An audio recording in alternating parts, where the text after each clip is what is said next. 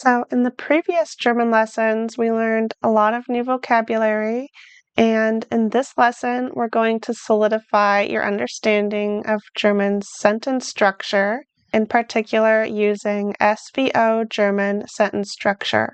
So if you haven't watched the previous video where we went through some basic German sentence building, I'd recommend starting with that first and starting the course from the beginning. This is part of a full A1 German course. The course is completely free and you can finish it at your own pace. So let's dive into German SVO sentence structure. In this lesson, you'll learn how to build a very simple German sentence. So don't worry, you don't need to know a lot of grammar for this. It'll be very easy and we'll focus on a useful sentence pattern. We're going to learn what a subject is, what a verb is, what an object is, and how to build a short German sentence with the everyday words that we already learned. So many short German sentences follow this pattern, which happens to be exactly the same in English. Subject, verb, and object. So don't worry if these words feel new. Let's look at the subject first. The subject is the person or thing that's completing our action. So the subject could be ich, I, du, you, er, he, sie, she, wir, we. Remember when we learned the German pronouns? In this sentence, ich lerne Deutsch, ich is the subject because I am doing the action. So Deutsch is not our subject. Ich is our subject. Ich lerne.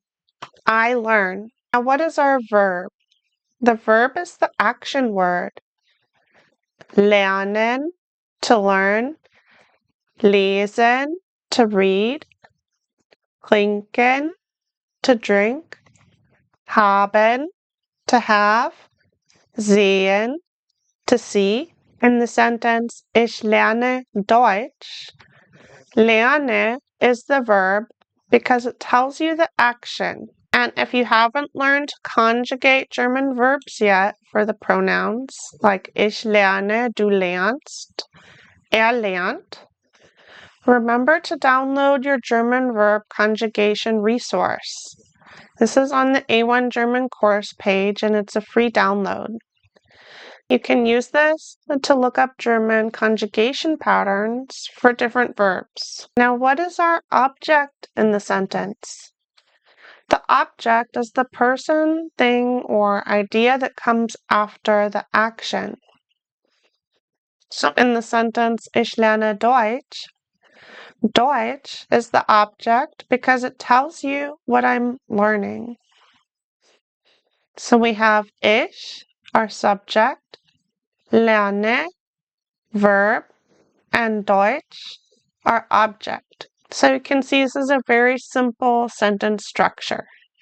And you can start building your first German sentences with this. Let's look at some more examples. Du trinkst Kaffee.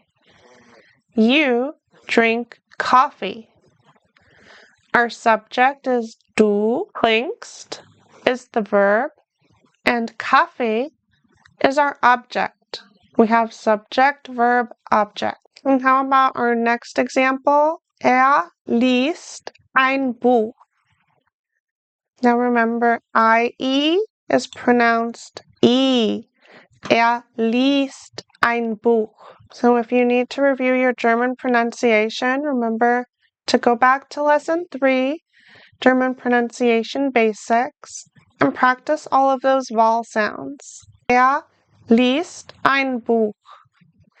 Is our subject, liest, reads, is our verb, and ein Buch, a book, is our object. Our final example, wir haben Zeit. We have time. Now look at the Z. Remember, how do we say Z in German? Like a TS. Zeit. Wir haben Zeit. Not wir haben Zeit. Wir haben Zeit. Wir is our subject. Haben, to have, is our verb. And Zeit is time, our object.